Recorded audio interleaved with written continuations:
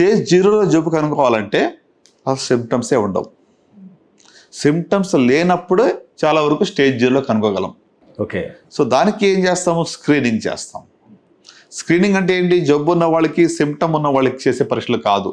నేను బాగున్నాను, నాకు ఎలాంటి ఇబ్బంది లేదు అన్న వాళ్ళకి చేసే పరీక్షలు స్క్రీనింగ్ టెస్ట్ అంటాం. ఫర్ ఎగ్జాంపుల్ సర్వైకల్ క్యాన్సర్ని ముందుగా కనుక్కోవాలంటే ప్యాప్ స్మియర్ అని టెస్ట్ చేస్తాం. మీకు ఏమి ఇబ్బంది లేదు, ఈ ప్యాప్ స్మియర్ చేసాము, దాంట్లో ఒక మార్పులు వచ్చాయి అంటే ఏంటి? స్టేజ్ 0లో ఉన్నది కనబడింది.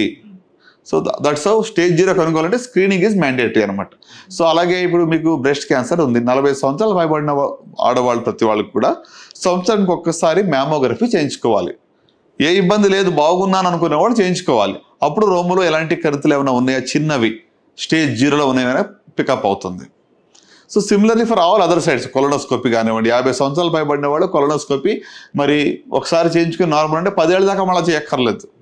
అలాగే ఇప్పుడు యాన్యువల్గా కొన్ని tumour prostate specific antigen for prostate cancer 50 సంవత్సరాలు పైబడిన వాళ్ళు అది చేయించుకోవాలి. సో ఇవి అంటే స్టేజ్ 0లో కనుక్కుంటానికి ఇవి.